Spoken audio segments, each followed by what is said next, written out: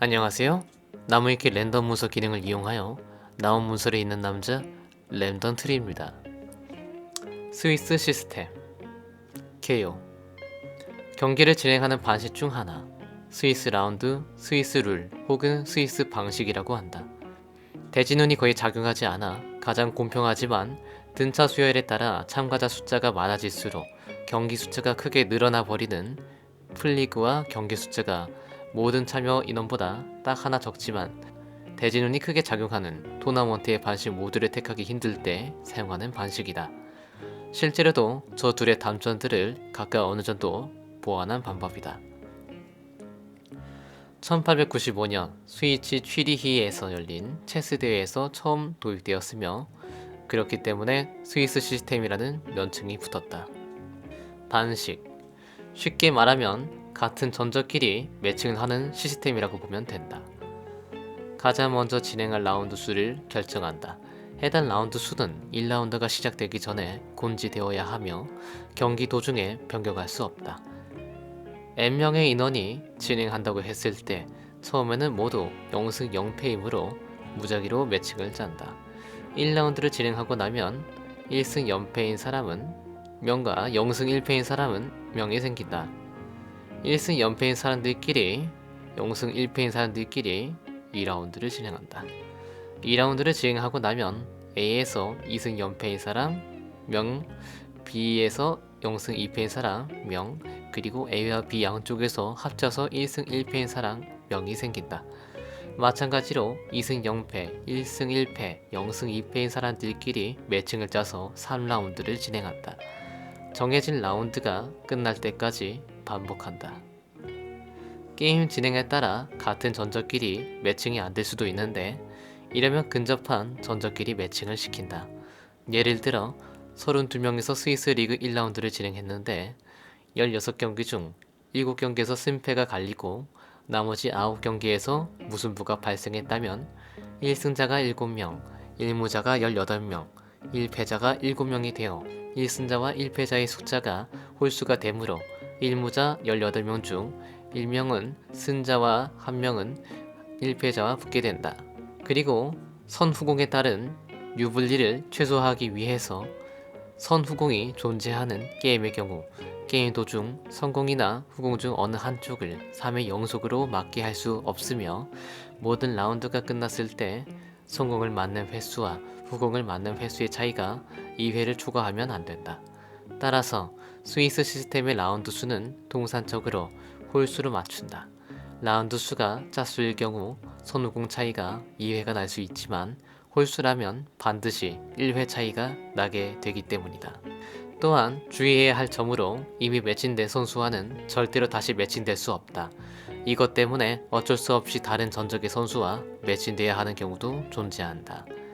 전적을 가지고 매칭을 짜기 때문에 적절한 라운드 수를 설정한다면 무승부가 없고 이탈자가 없다는 전제하에 스위스 시스템 방식에서는 전승자가 딱 한 명 나오게 되지만 이 방식을 주로 쓰는 체스나 TCG 대회에서는 룰 특성상 무승부가 나올 수 있고 무승부가 없더라도 인원수에 비해 라운드 숫자를 적게 잡는 경우가 많기 때문에 현실적으로는 복수의 무패자가 나올 수 있으며 그랜드 스위스 토너먼트처럼 1패자가 무패자를 오히려 밀어내고 우승하는 경우도 있다. 타이브레이커 상황에 따라서 같은 전수임에도 순위를 나눠야 하는 경우가 있다. 대표적인 예시로 상위 2명인 2022년 체스 챔피언십 도전자 결정전에 진출하는 그랜드 스위스 토너먼트 2021에서 파비아노 카르아나와 그리고리 오파린이 4승 7무 연패 승전점으로 공동 2위를 기록하였다. 결국 대전 상대의 전적으로 따졌는데 대전 상대들 중 최하이자 한 명을 제외한 나머지 선수들의 승점을 합한 결과 카루아나 67점, 오파린 63점으로 카루아나가 진출하였다. 아래 문단에서는 일반적으로 많이 쓰이는 타이 브레이커에 대해 설명한다. 대회에 따라 각기 다른 룰을 쓰는 경우가 많으니 사전에 확인이 꼭 필요하다. 대전 상대의 전적 거의 모든 대회에서 1순위로 보는 것이 대전 상대의 전적이다. 대회에 따라서 대전 상대의 전적을 보는 방법이 다양하지만 어떤 식으로 보든 이 대전 상대의 전적을 일반적으로 타이브레이커 1순위로 둔다. 대전 산대의 승률 평균 퍼센트. 일반적으로 가장 많이 쓰이는 반식이다. 매직 더 게더링의 경우 매우 약한 상대와 대결했을 때의 손해를 보정하기 위해 승률이 0.330 이하인 상대와 대결을 했을 경우 그 상대의 승률을 0.330까지 올려서 계산한다. 대전 상대가 예선 도중에 드랍을 했더라도 그렇게까지 큰 손해는 보지 않는다. 대전 상대의 승점 총합. 손으로도 계산하기 편하기 때문에 쓰는 경우가 있다. 체스의 경우 매우 약한 상대와 대결했을 때의 손해를 보정하기 위해 보통 대전 상대들 중 승점이 가장 낮은 한 명의 승점을 계산해서 제외한다. 이 경우에는 대전 상대가 도중에 기권을 하면 승점이 낮아지기 때문에 손해를 보는 경우가 있다. 손해본 베르거 점수. 승점 총합과 유사한 반식으로 자신이 이긴 사람의 승점은 그대로 더하고 비긴 경우는 절반만 더한다. 대전 상대의 승수, 패수. 제일 위의 승률 평균 퍼센트와 유사한 효과를 내지만 계산식이 다르기 때문에 결과는 다르게 나올 수 있다. 게임 승률. 간 라운드를 3판 2선승제 등의 다전지로 할 경우에 대전 상대의 전적 다음으로 게임의 승률을 보는 경우가 있다. 2대0으로 이긴 게 2대1로 이긴 것보다 더 유리하게 된다. 일반적인 스포츠 경기라면 보통 이런 승률이 우선하는 경우가 많지만 카드게임 등에서는 대전 상대의 전적까지 같을 경우에 이 순위로 보는 경우가 많다. 이유는 간단한데 대전 상대의 전적이 다르면 1대1로 비교하기 힘들기 때문이다. 대전 상대의 대전 상대 전적. 간 라운드가 다음판제로 진행되는 경기의 경우 타이브레이커 2순위로 대전 상대의 대전 상대 전적을 보는 경우가 있다. 계산이 매우 귀찮기 때문에 프로그램을 쓰지 않은 경우에는 그냥 아예 계산 안하고 추첨으로 순위를 처리하는 경우도 많다. 일반적인 상황이라면 여기까지 오면 거의 대부분의 경우에서 돈율이 나오지 않게 된다. 일반적으로 1000명 규모 대회에서 2명이나 4명 정도가 돈율이 나오는 정도라고 한다. 번외, 매칭 시에 타이브레이커를 적용? 스위스 라운드 매칭을 지원하는 앱이나 인터넷 사이트에서 종종 매칭 도중에도 이 타이브레이커를 적용해야 하는 경우가 있다. 즉, 그 시점에서 1위, 3, 4위, 5, 6위를 매칭시키는 것이다. 그런데 이렇게 되면 문제점이 있는데 1라운드에 부전승을 했거나 대회 초반부터 승점이 낮은 사람과 매칭을 했을 때 타이브레이커 점수가 낮기 때문에 남은 라운드도 계속 타이브레이커가 점수가 낮거나 아예 자신보다 승점이 낮은 사람들하고만 경기를 할 가능성이 높다. 그런 이유로 보통 이러한 타이브레이커는 라운드 막바지에 우승자를 확실히 정할 때 사용하며 일반적인 상황에서는 타이브레이커를 적용하지 않는 것이 추천된다. 적합 라운드 길이. 스위스 라운드 단일 반식. 무승부가 없는 경우에는 전승자가 한 명 나올 때까지 진행한다. 위와 같은 반식으로 N라운드를 진행할 때 적절한 인원수는 0이다. 다만 무승부가 발생할 수 있기 때문에 그리고 무승부가 없더라도 이러면 싱글 엘리미네이션 토너먼트하고 차이가 없게 되기 때문에 몇 라운드를 더 진행하고 그 결과로 순위를 정하는 경우도 있다.